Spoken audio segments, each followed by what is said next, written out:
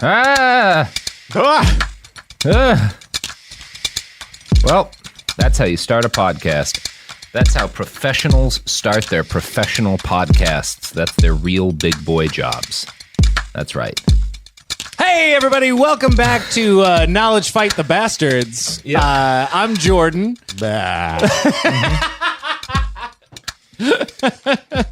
I am allegedly Robert Evans, but I'm very tired right now and making myself some coffee to get perked up. What are we? What are we? What are we? We're just stardust, man. The big questions are what we're going to deal with today. That's how you fucking cast a pod. Welcome to Behind the gate Bastards with the big Smoke shit. Circle. Listen, man, at the quantum level, we don't even know where our fucking electrons are, man. What are you? See, Jordan, that's the title of a whole podcast right there. Can I recommend to you Reset Wars? It's going to blow your fucking mind. It's the most important work someone's ever done. So, speaking of blown minds, I think Alex's mind has been blown lately by the idea that there are consequences occasionally for saying things. That is true. It can happen. It appears to be in the process of happening. He seems to be in the finding out portion of the fucking around. And I guess that's what we're talking about today, is it not, Mr. Dan? Yeah, definitely. And I would say, in terms of that, he got more than his share of fucking around. He certainly did. The ratio of finding out to fucking around is quite low. It's astonishing, really. Yeah, we're yet to see what the damages are in the cases that he's lost, but I mean, it could be a huge blow of finding out. Sure. But still, like, there's a lot of fucking around that didn't end up getting figured out. It's hard not to argue that he really could believe for a long stretch of time that he could fuck around without ever having to find out. Yeah. And he could probably convince himself that he was a charmed, lucky person who, like, is untouchable because basically nothing ever. Like, and he was. That's a reasonable conclusion to come to until it really wasn't. Well, I mean, it's really safe to be like Hillary Clinton is a demon and Soros and stuff because they're public figures and they're never going to take the time to respond to anything you say. And who among us has not insisted that Hillary Clinton is a demon in some form or another? I think two of the three of us probably. Yeah. You said that sin. So, Robert, we're going to talk a little bit about the lawsuits today. Yay! This is exciting to me. This is very exciting to me because this is so rarely. I mean, you can view this in two ways. One of them is that this is a rare case of a bastard actually getting their comeuppance, and it continues to be beautiful to watch unfold. The less optimistic is to actually think about the raw amount of human effort that was necessary for Alex to kind of start to pay the price for the things he's been doing. Like, because we're pretty early in the finding out period, although we are starting to hit the fun part of that, it seems. Yeah, and I think the other thing that's kind of like sour grapes about it is that, like, you know, he's going to find out, but it's not like he's going to learn his lesson. No, it's not possible. And everybody who listened to him and believed that he was saying something meaningful isn't going to find out along with him. No. And that's kind of the disappointing down-to-earth aspect of it. And at the same time, though, I mean, it's inarguable. You just had Gareth and Dave on from The Dollop. Yeah. And I'm fairly certain that he said on your show, like, there's something very satisfying about seeing a career grifter finally get his comeuppance. Yes. And it's impossible to argue that. Yeah. You know? It is nice when it happens this exactly the one time that it's happened. Yeah, right. There's that catch me if you can kind of like that spirit that we love of like, ooh, he's going to get away with it. But then also at a certain point, you go too far. And it's like, we want to see this. We got him. Yeah. So here we go. Alex is getting sued in multiple cases stemming from his coverage of Sandy Hook in both Texas and Connecticut. He recently settled a case where he was being sued over statements he made about Brennan Gilmore and the Unite the Right rally. He's also still facing a case where he's being sued for misidentifying a person named Marcel Fontaine as the Parkland shooter. He's lost all the Sandy Hook cases by default judgment, and at this point, it's just a matter of the jury deciding how much he owes in damages. It's just a money thing. The Texas cases go to trial on April 25th, and if I recall correctly, the Connecticut ones are set for, I think it's just one case in Connecticut that's set for this summer. Yeah. Mm-hmm. I'm not sure when Fontaine goes to trial, but Alex is absolutely going to lose that case. Oh, for sure. 100%. He definitely did the thing, and he is not taking any of it seriously, which is like a default judgment. That's like, I mean, it's slightly more common than football games being called on account of unicorns, right? Like it doesn't happen all that often. Barely. Yeah. Yeah, it's super rare, except for in cases where people Wasn't that just why the Bills lost all those Super Bowls? Is too many unicorns on the field? Yeah. One year. Yeah. I think there were 3 in a row. One was unicorns. One was trolls. Yeah. That Tom Brady got elevated to the quarterback of the Patriots because Doug Flutie was gored by a unicorn. It was brutal. It's dangerous. Yeah. You got on the business end. If it weren't for unicorns, we wouldn't have to deal with that asshole. So yeah, Kit Daniels, the guy who wrote the initial story that identified Fontaine as the shooter, sat for a deposition, and at many points he testified things that will read very similarly to a confession in a courtroom setting. So that one is... Ooh, fun. That one's screwed for Alex. There's no hope. There's not much more you can say other than if somebody murdered a guy and you said in your deposition, yeah, he probably murdered that guy. And Alex told me to. Yeah, exactly. Yeah. It's not going to go well after that. Yeah. This is what most lawyers would call inadvised. Yes. Yeah. I think one of the main misconceptions about the cases against Alex is that they're just about him asking questions about the Sandy Hook shooting, and that is just not the case. There's a lot of things that need to be unpacked, and the first is that the only reason that this case is able to be taken to court is because Owen Shroyer made videos. One of them was claiming that it was not possible for Neil Heslin to have held his son after the shooting, and Alex covered Owen's video on his own show, and they did this in 2017. This was in response to Mr. Heslin appearing in an interview with Megyn Kelly discussing the conspiracy theories about his son's death, which obviously angered InfoWars. In concert with this, Erica Lafferty, whose mother was the principal of the school and died in the shooting, she made a public comment that Trump needed to publicly distance himself from Alex, someone who had traumatized her and many other families. Yeah. In response to both these things, Owen made videos attacking Heslin and Lafferty, which Alex re-aired. Other things that Alex had said in 2015, for example, those would be outside the statute of limitations, but this re-airing of the claims made them fair game. It was a huge strategic error on Alex and Owen's part, but they've just gotten away with everything up to this point. Like we talked about, they fuck around all the time. Yeah. Why wouldn't it work? The idea of a strategy is almost anathema to them. Yeah. So making a strategic error is something they feel is impossible to do, you know? The second thing that's important to make clear is that Alex and InfoWars were not just asking questions. They were promoting Wolfgang Halbig, who was actively harassing the family members of the victims of the shooting. They were helping Halbig raise money to fund his activities. They were painting victims' family members like Lenny Posner as enemies of the First Amendment and publicly airing the address where he received his mail. They sent Dan Badandi, a reporter whose only talent is yelling and causing a scene, to Newtown along with Wolfgang Halbig, where they harassed people affected by the shooting. Oh, yeah. This is Okay, when you put it all together like that, it sounds like they were, ghoulishly harassing the parents of murdered children. But yeah, they kind of what were. you're not taking into account, Dan, is the content. Uh-huh. Yeah. Wait, I'm taking into account the content. No, I think we've been taking into account the content. No. Well, maybe we can talk about this on the next episode of my new show. Robert Evans tracks down people who have lost loved ones in recent tragedies and heckles them from the street corner. That's an interesting show. I am surprised the company's paying for it. Let me tell you. I think It you didn't, might in the be able- room, the pitch didn't sound good. I'm going to be honest. there is a small chance you would be able to pull this off as satire. That was Yeah. the original pitch for H. John Benjamin's Dog Bites Man, I'm pretty sure. Yeah. It would be funny to I don't know, funny may be the wrong word, but as a bit to make your thing be create an Alex Jones conspiracy theory, but about tuberculosis. He'd be like, you didn't lose your mom to TB. There's no such thing.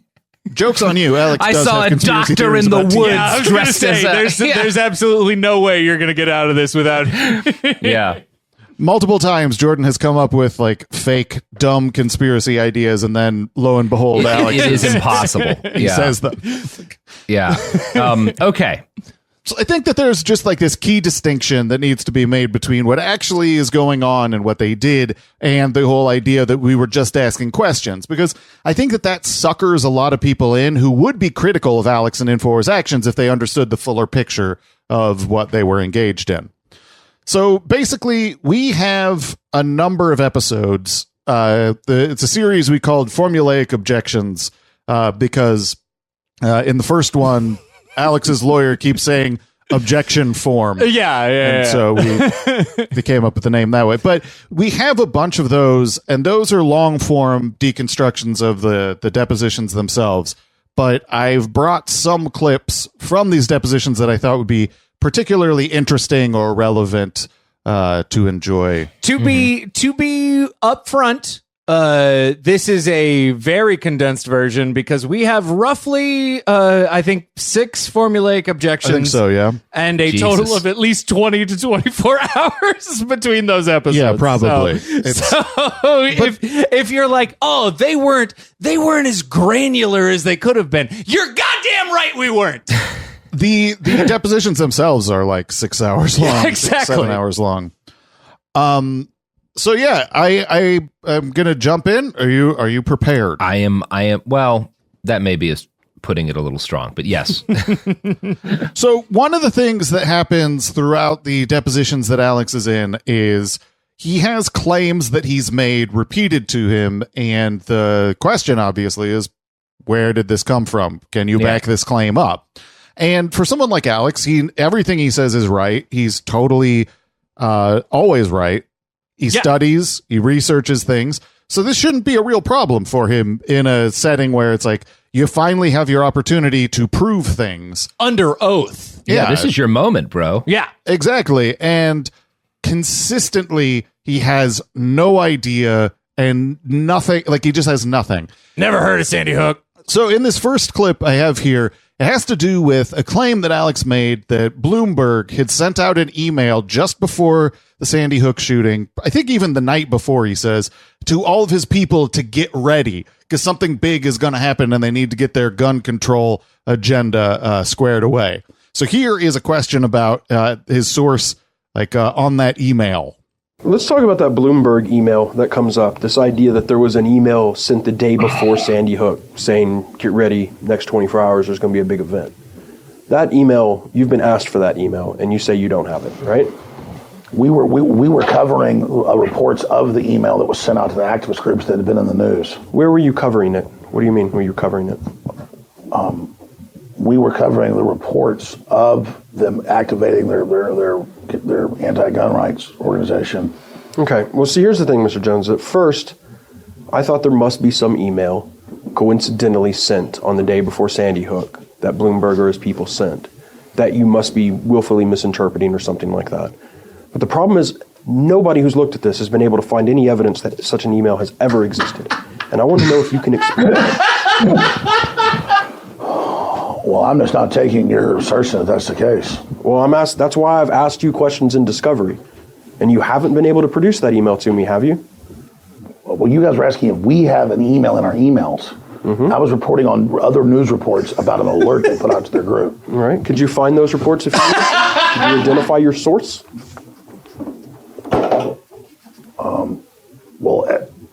You can hold back a source if you want to, but I remember being online. I can try to go find that again. What do you mean you can hold back a source if you want to? What does that mean? If I have a confidential source on something, I'm allowed to hold back the confidential source for their protection, but that's not what's happened in this case. I remember the news articles about it that we reported on. So you could find those, right? I should be able to. Okay. So this was in his 2019 deposition. Let's remember, Wow. This is 3 years ago. He has had plenty of time to find this email. Yes. And so here is him in the December 2021 deposition being asked about this again. Do you remember we talked in that last deposition about the Bloomberg email, where Bloomberg sent an email out to his people, said, get ready in the next 24 hours, there's going to be a big event. You remember that?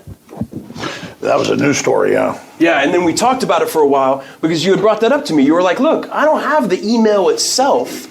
That was something I was reporting on. There was a story about it, and I was reporting on it. You remember that? I do. And then you remember you told me you could find it for me, right? Yeah, I believe I said that. And then you never gave it to me. I'll be honest with you, Bankston, you don't really inhabit much of my mind. I know, you don't have much respect for any of this process, do you? None of it. I don't think you have respect for America or anything. Okay, that's an interesting move, Cotton. Let's see how that plays for him. Yeah, you gotta lash out a little bit when you have been over years unable to produce the nonsense source that you have for this claim.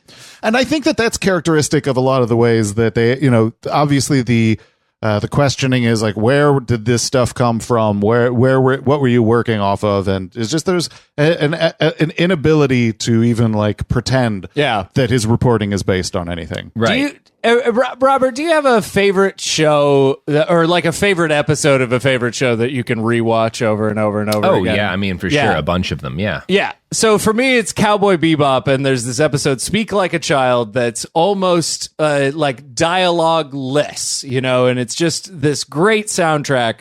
And I can watch it over and over and over again. And I feel that way for the first time about a deposition. Like, I can watch Alex get dismantled by Mark Bankston over and over and over again without ever getting bored. It's you just don't get moments like these for like terrible people where it's just like it's almost like it's almost like cosmic judgment. It's like seeing somebody before an omnipotent judge that's just like, no, this is wrong and this is wrong and this is what you did, right? And he just has to like... He's in front of fucking Anubis with scales. Yeah. It's something else. It's pretty good. It's pretty good. Check out this fucking feather. It weighs 1,000,000 pounds and it's still not heavy enough, you piece of shit. So what you noticed there how Alex, when you sort of backed into a corner, lashes out and he's like, you don't care about I did notice that. Yeah. America. He does that a bit in these deposition settings. And when confronted about some of these ideas about Sandy Hook, one of the things he does in these depositions, I think is probably terribly advised, really bad decision, is to sort of imply that he still thinks Sandy Hook was fake. Again, bold. Second of all, Mr. Jones, you understand this jury is going to watch the videos of you saying unequivocally, not I see how people could think this, but unequivocally saying Sandy Hook is completely... Oh, no, Mr. Jones, you don't get to interrupt me. You understand that, sir? You're here to answer questions for this jury, and I want you to listen to the questions. You know this jury is going to watch videos of you saying multiple times, over and over again, Sandy Hook is completely fake, completely synthetic. It is not real, right? And you're going to sit here in this chair and say, oh, actually what I said is I could see how some other people could think it was fake. You know the jury's going to see those videos, and you know they're going to hear your words. Do you think that they should take you seriously whatsoever when they can see you saying the things you said you didn't say? I know. Objection form. Go ahead and answer the question. I know that the jury's going to say, I always heard that people are innocent until proven guilty, not guilty until proven how guilty they choose, and that the system's actually scared for me to put on evidence. The truth is, deep down, I still have real questions about Sandy Hook and a lot of the anomalies and the weird stuff that's going on. Love it. And the CIA visiting Adam Lanza before it happened, and the FBI, that was in the mainstream news, and just all the bizarreness that went on. The public still has real questions, just like they do about Jussie Smollett or the Roe v. Wade baby that never actually died, or WMDs in Iraq, or just the Gulf of Tonkin or Operation Northwoods, or Bubba Wallace, or so many of these things that have happened. Most of these hate crimes and type things end up being false flags. So I still, when I look at events, question it and say, could this be staged? And we look for telltale signs. So yeah, his mind always retreats back to like hate crimes are fake. Yeah. That is kind of a safe harbor for him. Yeah. Yeah, it is interesting to see him kind of go back to what he considers base, like a kid playing tag or something, but with, racism. You know what else is like the game tag, but with racism? No, that's not a good way to lead it. Well, it's time for ads anyway, so here's some fucking ads.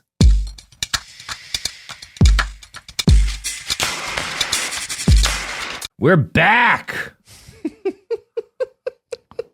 Indeed. Here's some fucking ads. Hey, listen, dickwads, buy some shit or die. Hey, motherfuckers, get a bed. Buy a fucking mattress. You already got a mattress. I don't give a shit. Put it somewhere. Put it on the fucking floor and use it as a chair. God damn it.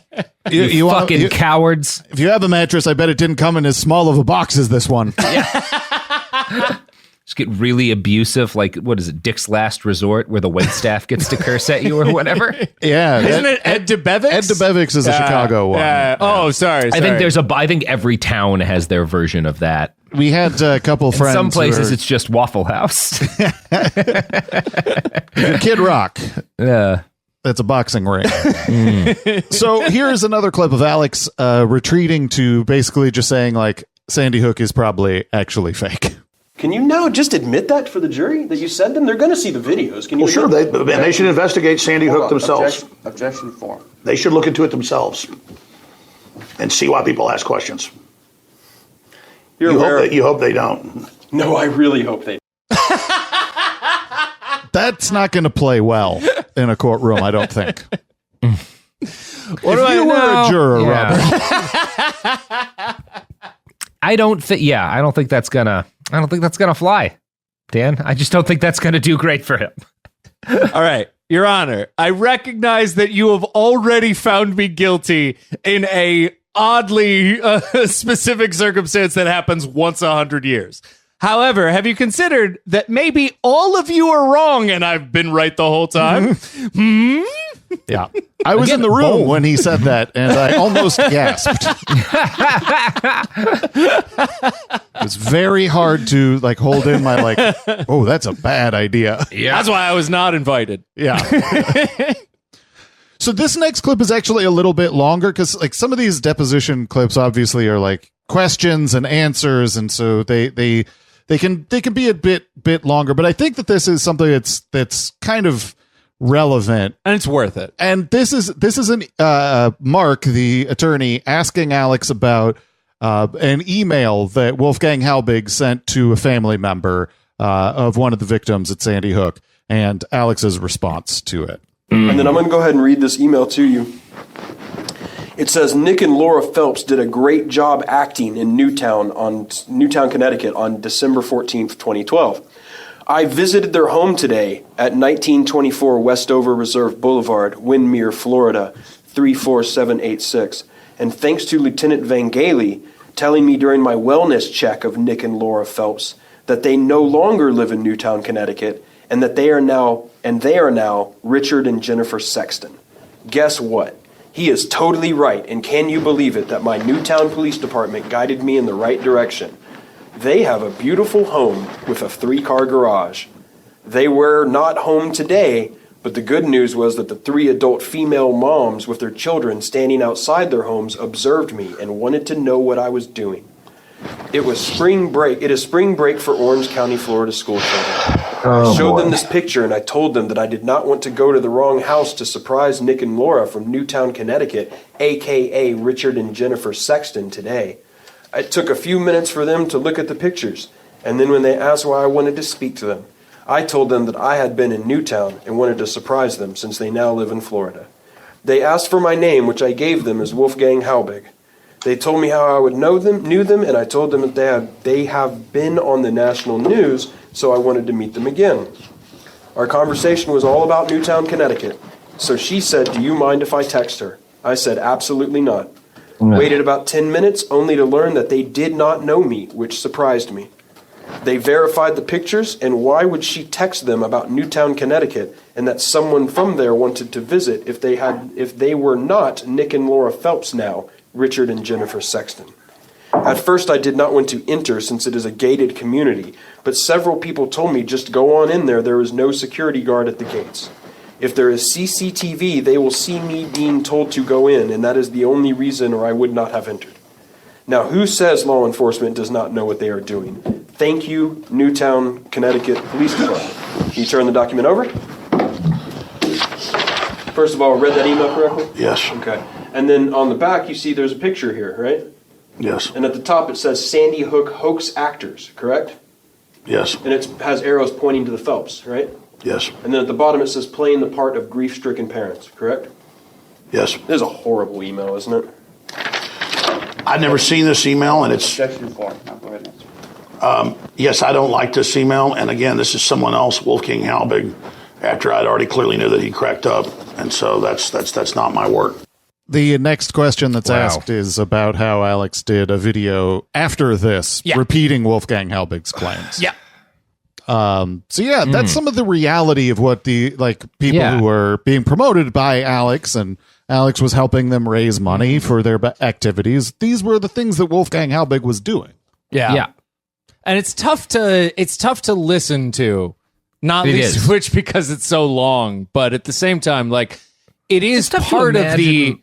it is part of the length of it that is the torture as well. Yeah. Of like, no, there's no way you can continue going on, and everything he does is just another fucking shovel full of dirt in the grave of misery, and it's just fucking awful.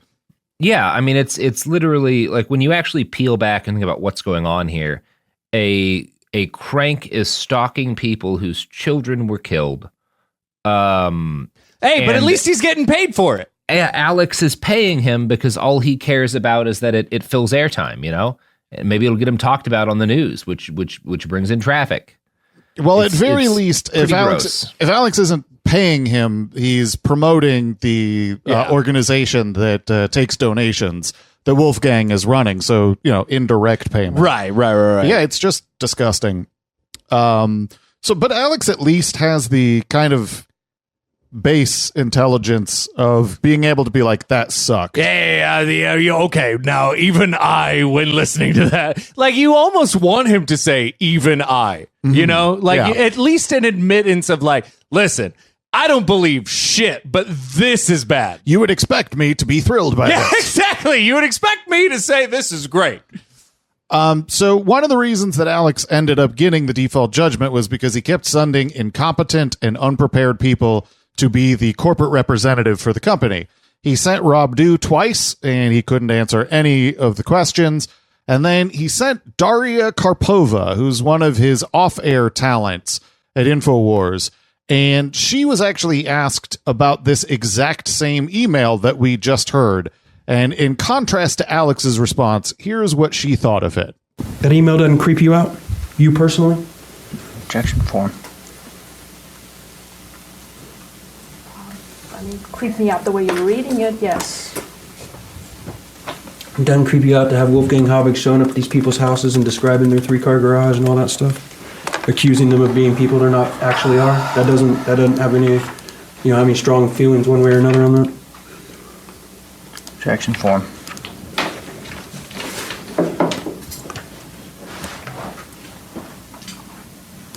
Correct?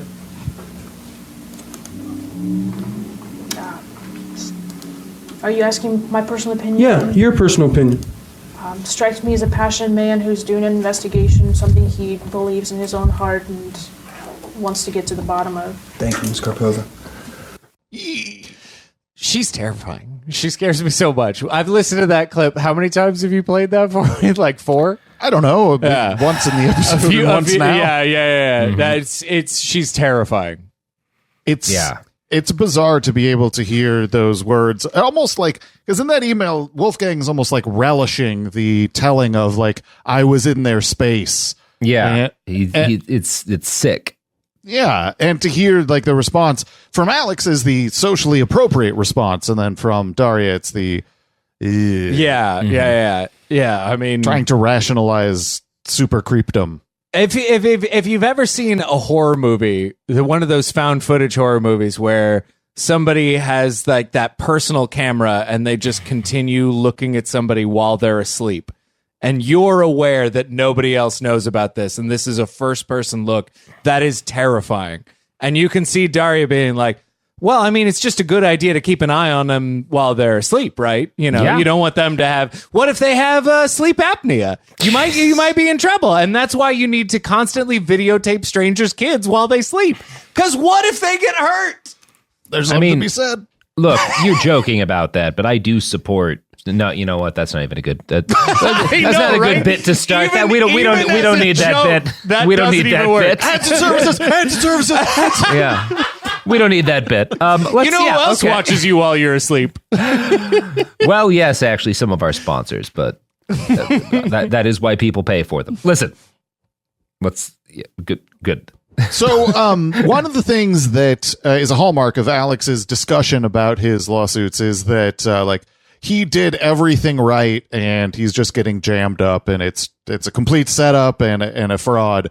And so this clip from his deposition is a really interesting glimpse into how he seems to not even be aware of how he didn't do anything he was asked to do.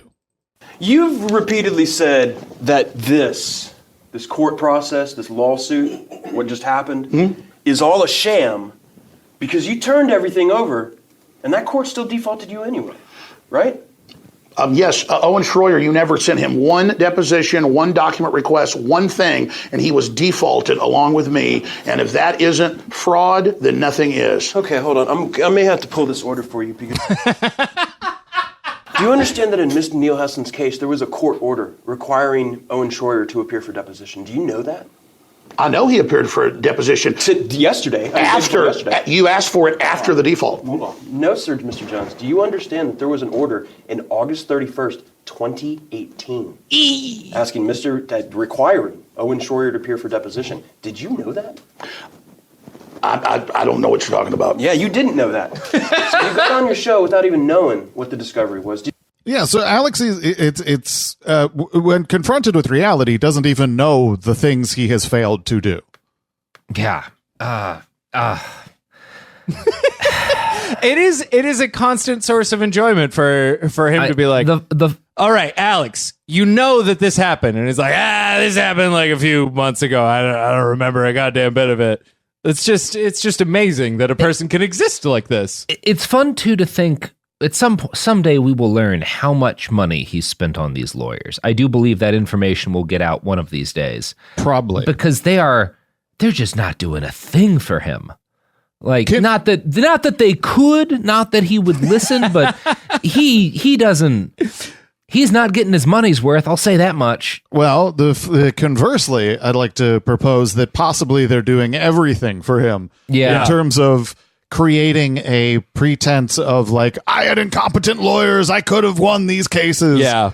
Like he has that to fall back on. Although to that trick works his better audience when afterwards. you don't repeatedly have the lawyers as guests on your show. Well, right. Barnes did have his own show for a little while. And give one of them their own show, yes. Well, one thing that I don't know if it's in a later clip. Woke Insurance? No. Fuck Norm Pattis forever. No, one thing later on is Bill will eventually say directly to, was it Owen Shroyer? He was like, hey, are you going to sue your lawyers after this? Because, look, I'm deposing you. And it's my advice that you sue your lawyers after this. I don't think they have adequately prepared you for what you need to be doing. What's even funnier about that is that the reason he's saying it is to remind them that should they win a lot of money from their lawyers, that money will be going to the Sandy Hook. Yeah. That would be considered an asset. Yeah. We are going to take that as well. Yeah, just so you know. Yeah.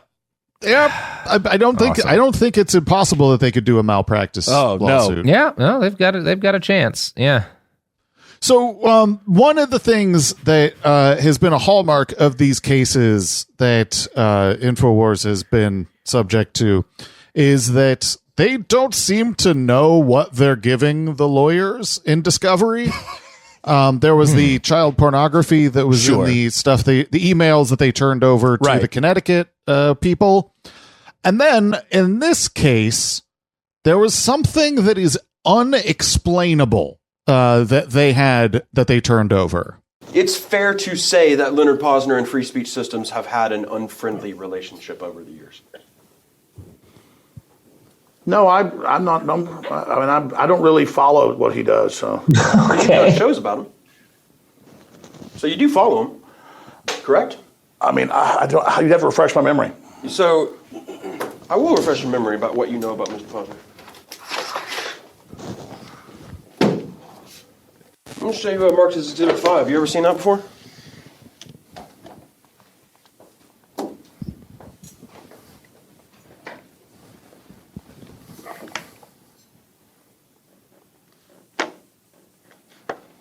No, not that I remember. What is it? That's the sole document you produced to me just a couple, I guess, a month or two ago in regard to a discovery request for any documents you had regarding Mr. Posner. That's the sole document that was in that folder labeled Posner. That's it.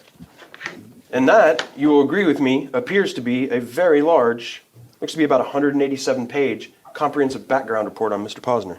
Correct? Oh, I never ran a background report on Posner. I've never even seen this. I understand that you probably never even saw that. Did someone email us this and then we opened it? I don't know, Mr. Jones. You gave it to me.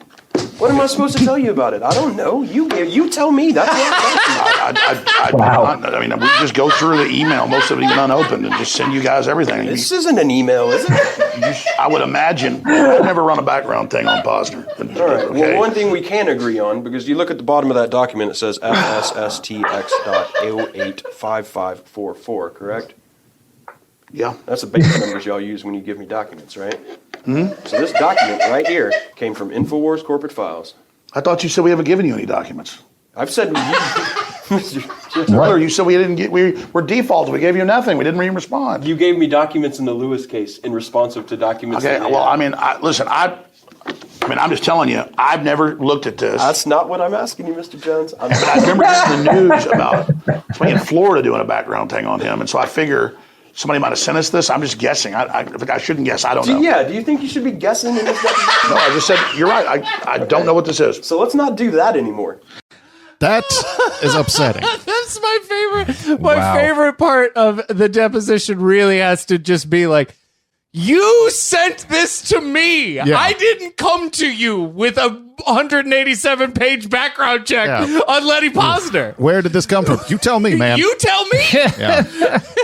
It's one of the creepier things that I think you find in these depositions is that InfoWars turned over this extensive background check on one of the parents of one of the kids that died at Sandy Hook, and no one seems to know where it came from or why it's in their files. Because it wasn't in an email. No. It was in their files. No, it was in their files that they sent.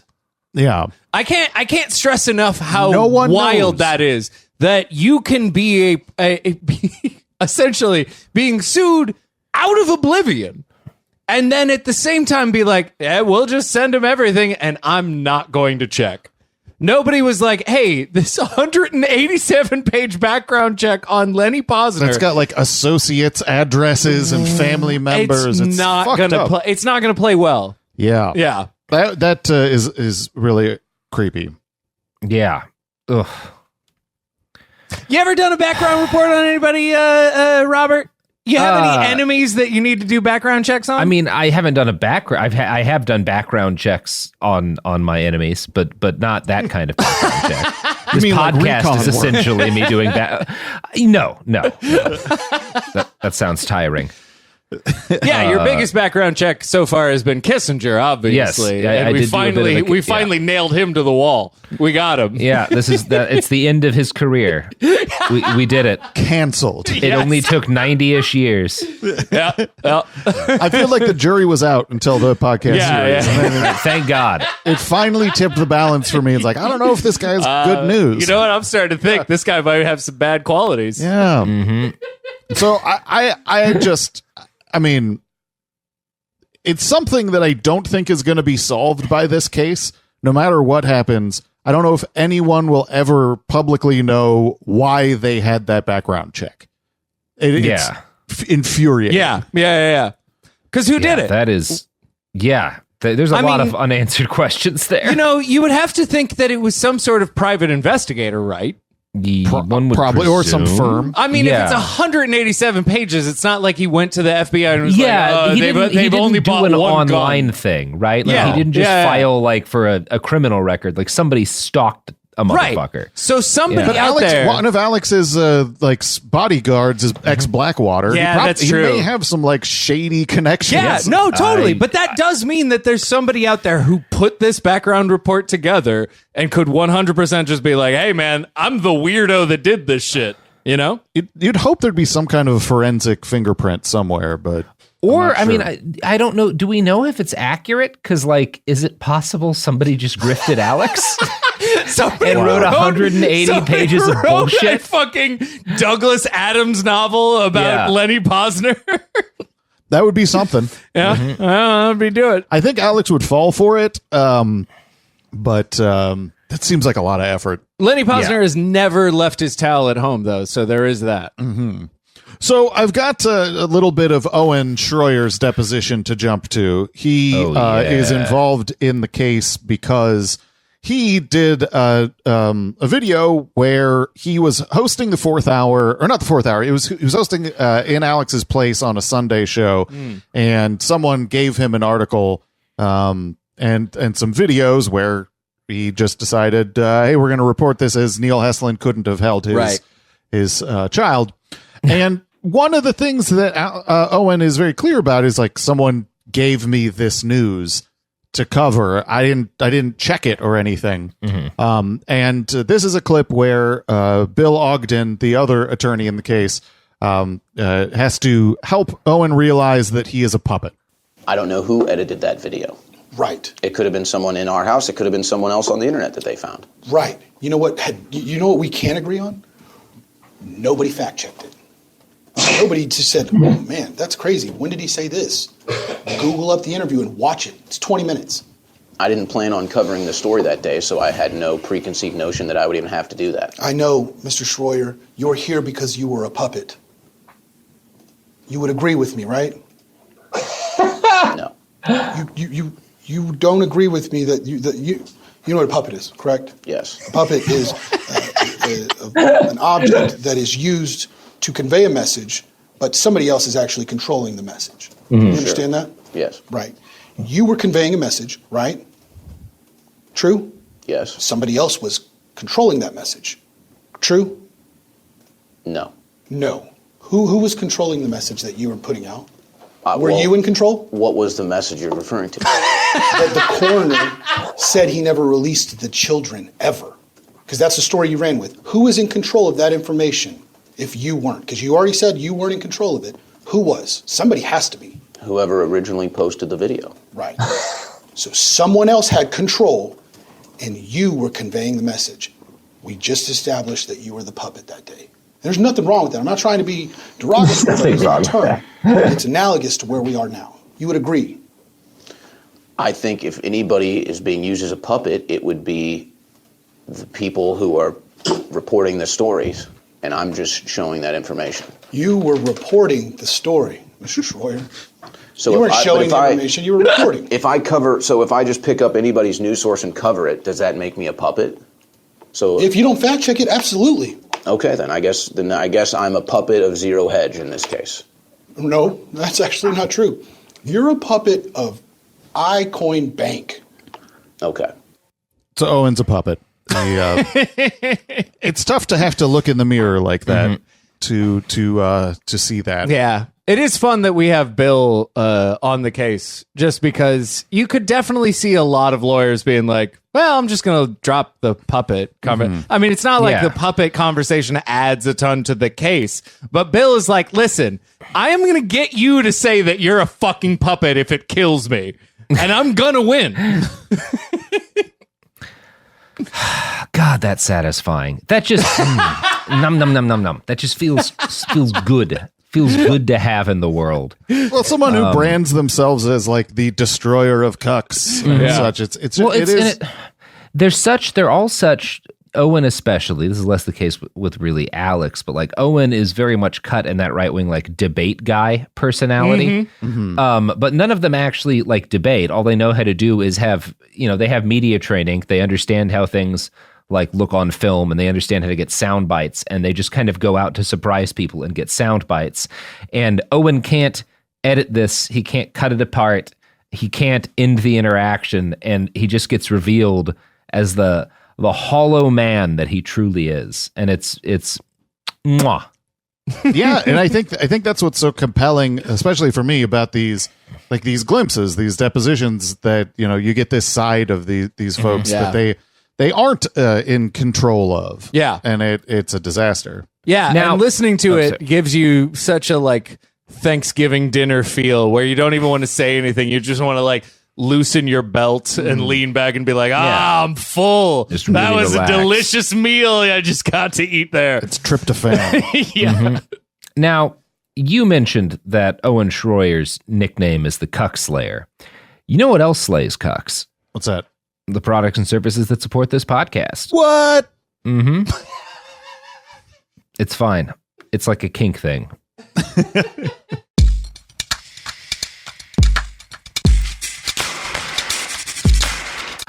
We're back, and we're talking about cucks.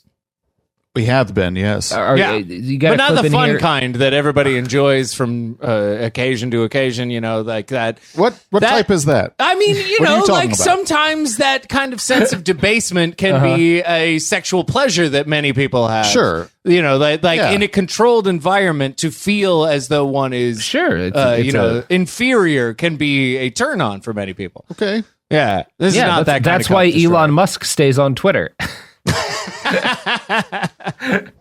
So we were talking about Owen Shroyer. Yes, completely different kind of cuck destroyer. For sure. So one of the things that's a lot of fun throughout these depositions is you get to witness people learning stuff about the company they work for and the people around them. I think that sometimes this is fairly genuine, as is the case in this clip where Owen gets to learn about some people who might like mass shooters. Michael Zimmerman. Do you know who he is? Yes. Are you friends with him? I would say we're friends, but I mean, we don't hang out or talk that often. But sure. You have a somewhat professional and personal. If I saw him in public, I'd go say hello. Sure. Okay. Does he seem like a good guy? Yeah. And I deposed him. He came off very respectful. He was shockingly nice. For a white nationalist. Has he ever shared any of his opinions or views on mass shootings with you? Not that I can recall. Okay. Were you aware that? Do you remember the Christchurch shooting, New Zealand? Yes. Christchurch, New Zealand shooting. It was live streamed. Yes. Brandon Tarrant was the shooter. He executed a bunch of Muslims at a mosque. You're refreshing the details of the event for me right now. Do you know whether or not anyone at InfoWars claimed it was a false flag? No, I'm unaware. Okay. Did you know that some individuals at InfoWars liked that shooting? No. Did you know, you understand that Michael Zimmerman handles the IT stuff for InfoWars? Objection form. I know that he was doing IT. I'm not sure if that is still his role. Did you know that on March 14th, 2019, Mr. Zimmerman registered the domain tarrantmanifesto.com? Oh boy. No. Did you know that he registered the website shooterchan.org? Oh boy. Did you know who Timothy Thrift is? Yes. Do you have a personal relationship with him? Work acquaintance. Okay. Did you know that he registered the website sainttarrant.com? Oh boy. After the shooter Brandon Tarrant. Mm. How do you feel about the people that you work with who you have somewhat of a personal relationship registering these type of websites immediately after a mass shooting that was live streamed to the world? Pretty surprised. I think that's a surprising thing. It would be surprising. Yeah, you really don't ever want to be asked in court, are you aware that your coworker made the website Shooter Chan?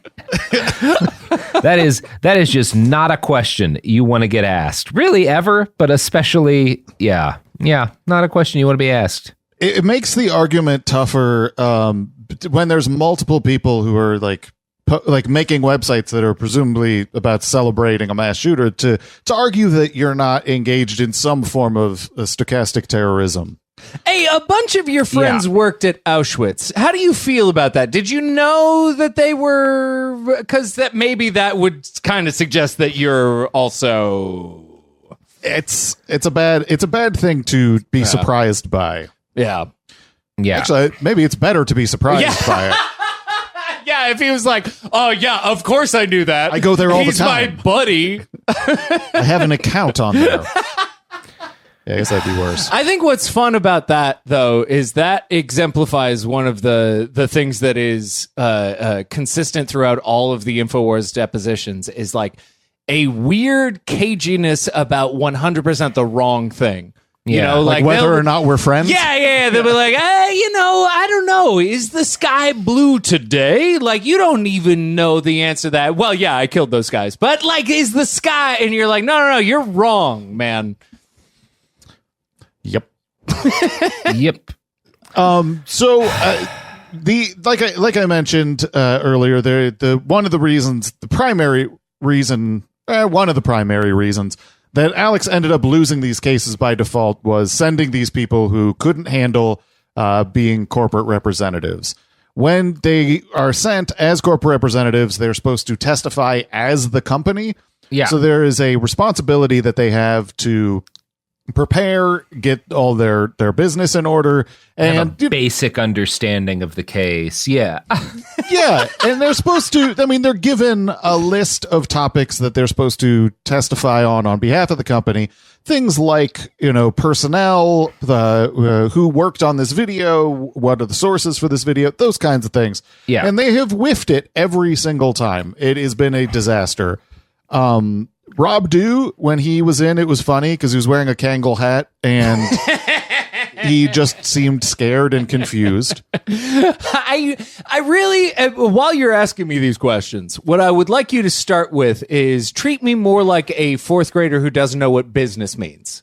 Could you begin at the what is money? See, he's a lot of fun, but unfortunately, there's not a lot of things you can really pull from it that really exemplify his stupidity. Yeah. It's it's more of a totality. Right. That kind of exemplifies what he's doing. Yeah. Yeah. However, Daria, when she was testifying as the corporate representative, I think there's a bit more stuff that sticks out as this is someone testifying on behalf of the company, and this is a mess. Yeah. So she had brought in a folder full of exhibits that she wanted to discuss in the course of the deposition. And here is Mark bringing up the first one. I've marked this as 1A. You recognize that, correct? Yes. That's a document that you reviewed prior to this deposition, right? Correct. That is the Wikipedia entry for false flag, correct? Yes. Okay.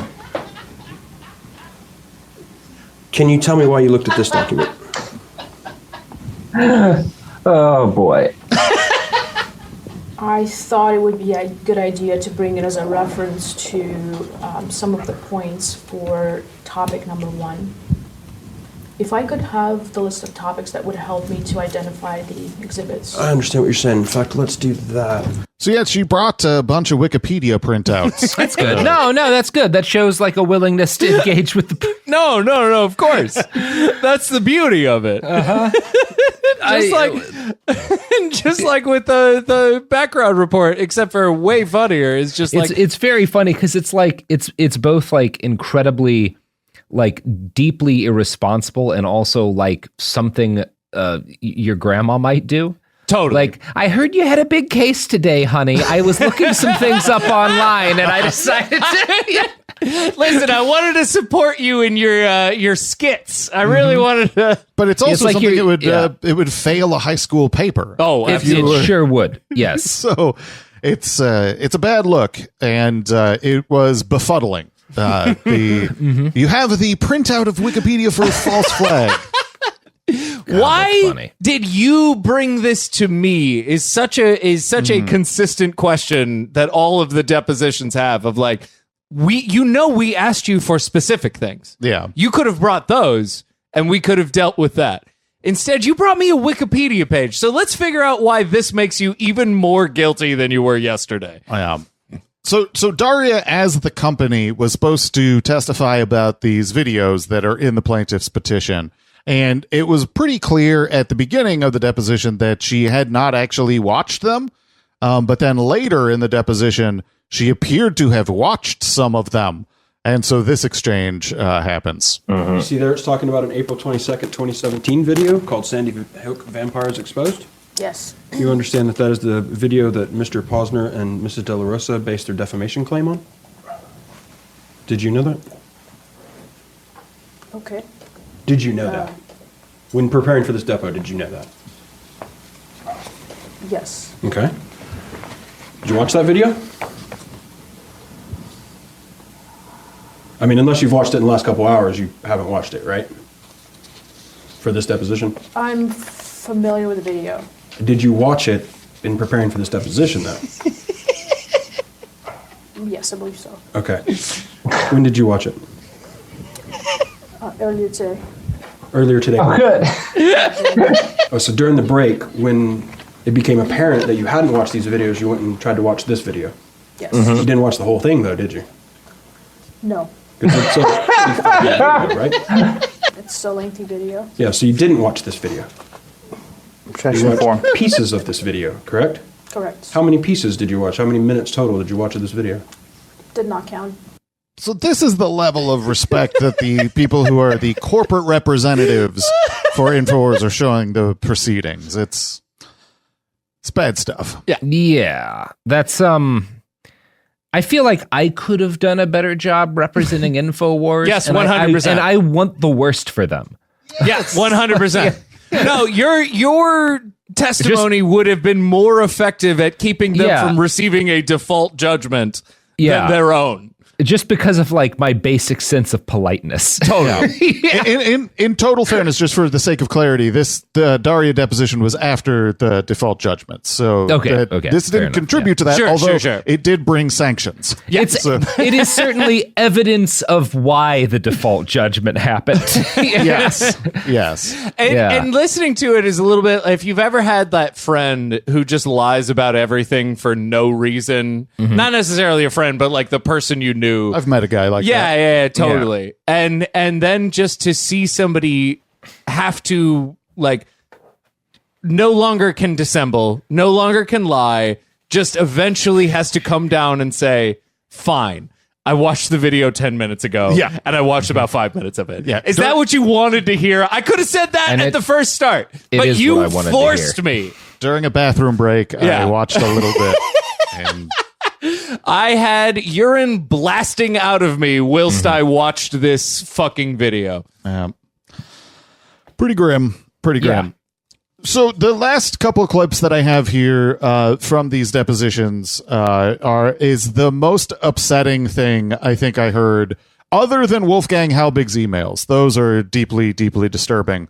But Daria, when she was giving her deposition, she's asked about Wolfgang Halbig had sent to InfoWars a picture of the Sandy Hook choir that sang at the Super Bowl that year.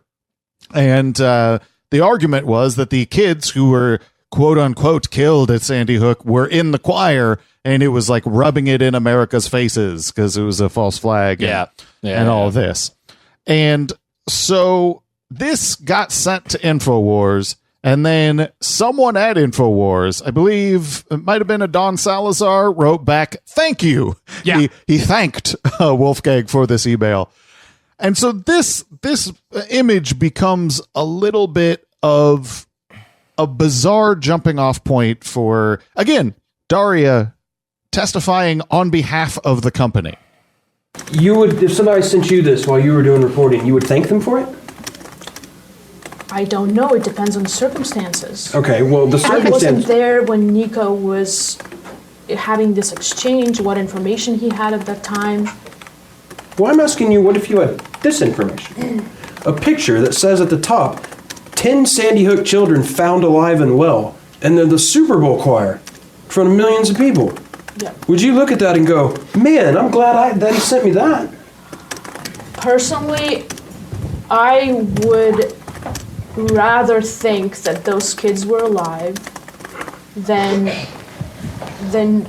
having, because the tragedy of kids being murdered for no reason, the innocence of those children who didn't deserve that kind of fate. I would hold out hope to the last bit of my soul, hoping and praying that picture was that was something that be possible for those kids to be alive. So is that how you would see that, Robert? No. No.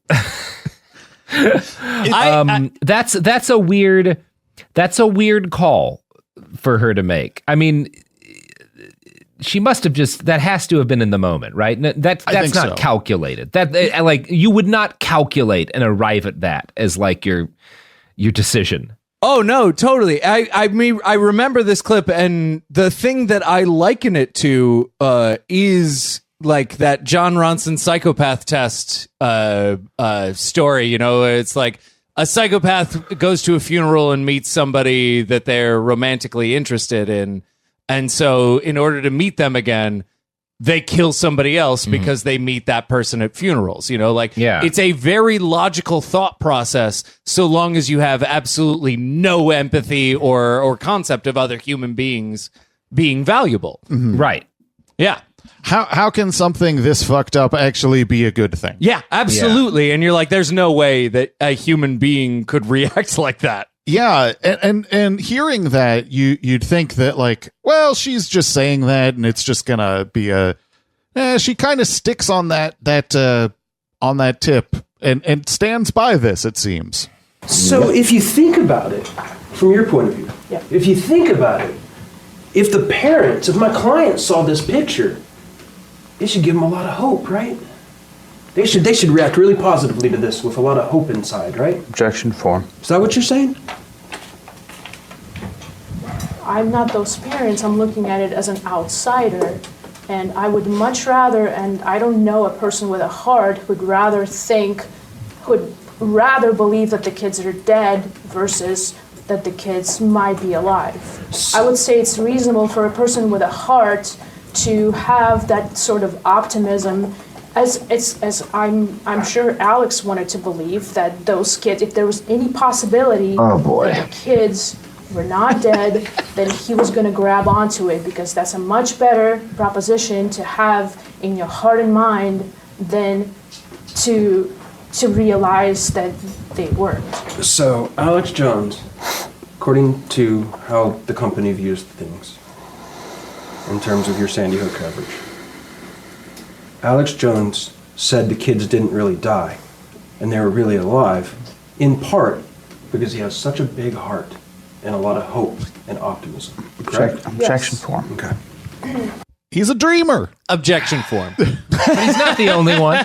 Oh, God. Some have said Alex Jones is a dreamer.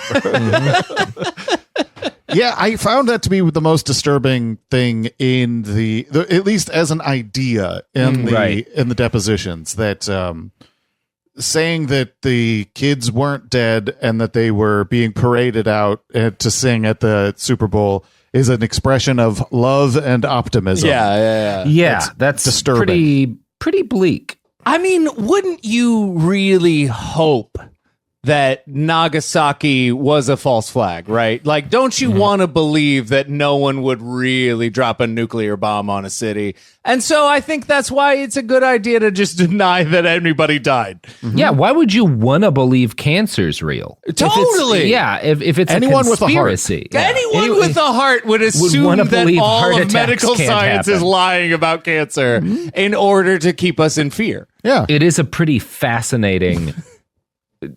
The thoughts that had to have occurred in her head to wind up saying those things. Yeah. It would be amazing to be inside that little brain, just watching those connections pop together.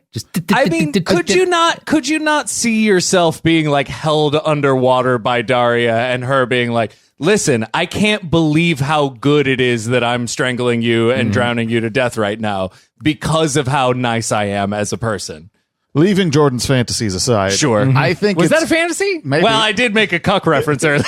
You did. There is an element to it too that's added that is that, someone had these thoughts, decided this was going to be the angle we're taking, doubled down on it, and that also happens to be someone who's a higher up at InfoWars. Yeah. And they chose to be their corporate representative testifying for the company. It's not like this is the first time she's had some kind of a messed up, weird. It sure is not. Dumb thought. Like it's wild. The glimpse that you get through these depositions is just such a harrowing picture of people who are so disrespectful to the very idea that they did something wrong or the organization did something wrong. And I think that they're a really valuable glimpse into that. And what we're going to see in the near future is very likely some interesting developments over the course of the cases as they come to fruition. I think we'll see and some more information come out, I would assume. Wow. Well, boys, Robbie, men, I really feel like we've all transitioned from boys to men. that coffee didn't work. It's lovely to have you in the position where you're not usually in. When you finish your script, usually your guest is like, Jesus fucking Christ. Did you know that we're on a show called Behind the Bastards and this guy's a real bad dude? One of my favorite things to do to relax is to watch videos of people attempting to cut down trees and generally fucking up in a major way. And usually these videos are like... That's why Sometimes a Great Notion is my favorite novel. I don't understand that joke. Oh, Ken Kesey. Never mind. Oh, okay. I've only read oh wait, no, that's not Ken Kesey. He's just in it. Never mind. I was thinking of Tom Wolfe. But I like watching these because you'll see like somebody making this chain of decisions where, okay, I have this very tall tree. It's like 200 feet tall and it's right in front of my house. I don't want to pay for someone. I'm going to remove it on my own. I'm going to winch myself up on top of it. I'm going to have my kids hold onto ropes to try to pull it to the right side. And I'm going to cut the area above me that my like line is attached to. And then everything goes wrong and they wind up like impaling themselves on a chainsaw. And I'm going to deep fry a frozen turkey at the same time. At the same time. It's like that. It's just like this string of, wow, none of you didn't think through what the next step of this was going to be because you just kind of figured it would go away. Because none of this feels in any way calculated. It's too incompetent for that, and it's going too badly to them for that. It's just like they weren't aware. It's like watching someone learn about gravity as they fall off a mountain. Well, I mean, the incompetence is the manifestation of it, but there is a strategy, and that strategy is coming to an end now. The strategy is the kicking the can down the road, appealing things. Delay. Yeah. And so there was like a legal strategy that clearly was being employed. I even saw it with Alex and the Connecticut deposition recently, where he pretended he was sick and couldn't go. It's just an attempt to delay the inevitable. Yeah.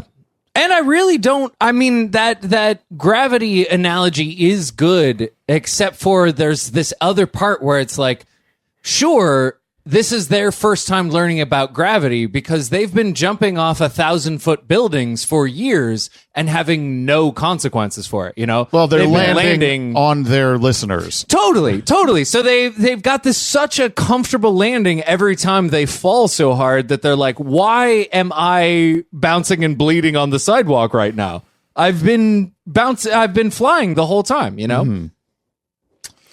Yep. Woo! Podcast over. Everyone go home. You guys want to plug Neighbors. your pluggables while we all sit and think about? Well, what? Actually, first, Dan, what do you think's going to happen next? Are they gonna lose all their money?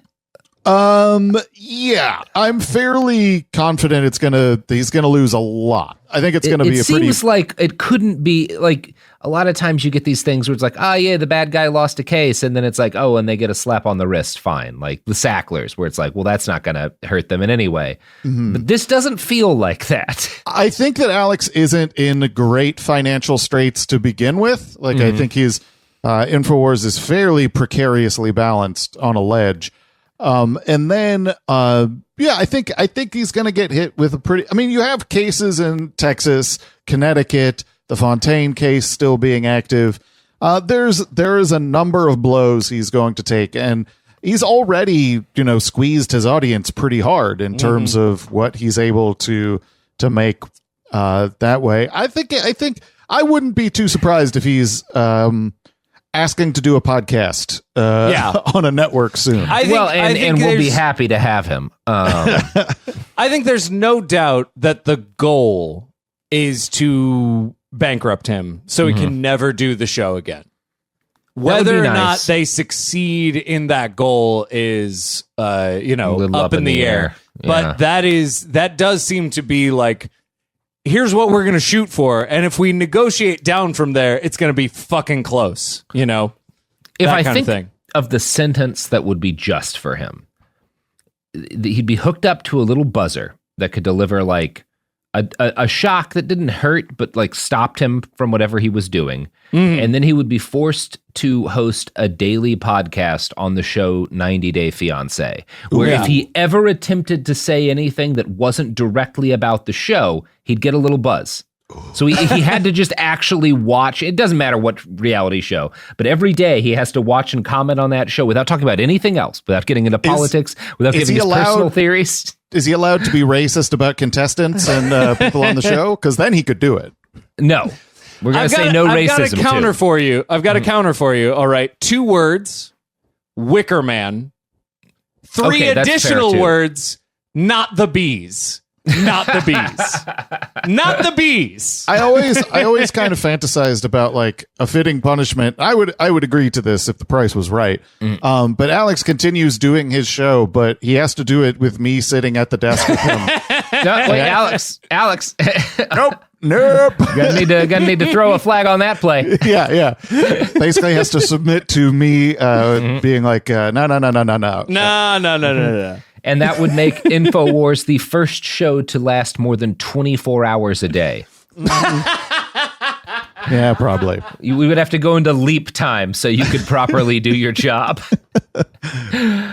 Well, now, you guys want to plug your pluggables before we roll out? That's right. We were going to do that. Yeah, we have a website. We do. It's knowledgefight.com. We're also on Twitter. We are on Twitter. It's at knowledge_fight and at go to bed Jordan. As is my want for the second episode of Behind the Bastards. Do you have another cake song? I will admit that I did write a book. It's at thequietpartloud.com. You can find it. It's free. Yeah. And you can find me nowhere because I exist only in the ethereal plane where thoughts and feelings and audio clips of Alex Jones being deposed live. Right. There's Amitabha, Buddha, and then there's you. Yeah. Just serenely hovering over the knowledge sphere. All right. Bam. Hey, America. And to a lesser extent, Canada. This is Robert and Dan from Knowledge Fight. We have excised Jordan for his sins. So we recorded this. I think we say the date in episode 1 a while ago, right? That's just the way Bastards works. It's, there's a backlog that Dan graciously helped me extend. But some shit has happened in the ensuing weeks. It felt like this was something that was evergreen and you could just have it sit on a shelf. Most of it is, yeah. But just talking about Alex Jones and his dumb troubles, but turns out curveballs. Yeah. So let's get into those curveballs because, obviously everything you've said about him is still accurate. It's just that some new shit has happened vis-a-vis particularly the court cases that have changed the landscape a little. Since this episode has to particularly do with the legal stuff, it is a little embarrassing just to look back. I remember that I think we said that Jordan and I were about to fly out to Austin for the trial right before we recorded the episode. And tragic, which means you have not had good barbecue in a very long time. That is true. Chicago has good food, and some good barbecue, maybe. Allegedly, somewhere. Yeah. But yeah, we I think it was like the day after or 2 days after we recorded it, Alex had his whole bankruptcy thing that ended up postponing the trial. And so we never ended up going. And since then, everything has just been a complete chaotic mess with the case. So we could do a whole nother episode about what's happened in the case since we recorded this episode. I'm sure we will at some point, but we'll let it all shake out. So, as of mid-April, this is fairly accurate. Yeah. Well, cool. Anything else? Nope. I just wanted to put that caveat on because otherwise I just would feel so self-conscious. It's okay. I feel self-conscious all the time about things that I say and then other things happen. But it's you can't be expected to predict the legal proceedings of Alexander Emmerich Jones because they do not proceed the way any reasonable person would want them to, right? Yeah. Like if you're assuming Alex is a rational actor taking steps in his own self-interest, you'll be constantly surprised by how he handles his court cases. Yeah, he has a warped sense of his own self-interests that just game theory refuses to calculate. Yeah. All right. Well, we're going to return you to your previously scheduled episode already in progress. And we are also going to unlock the shadow dimension where we've thrown Jordan while we record this. For him, 1,000 years has passed of unbelievable torment. Anyway. Okay. Behind the Bastards is a production of Cool Zone Media.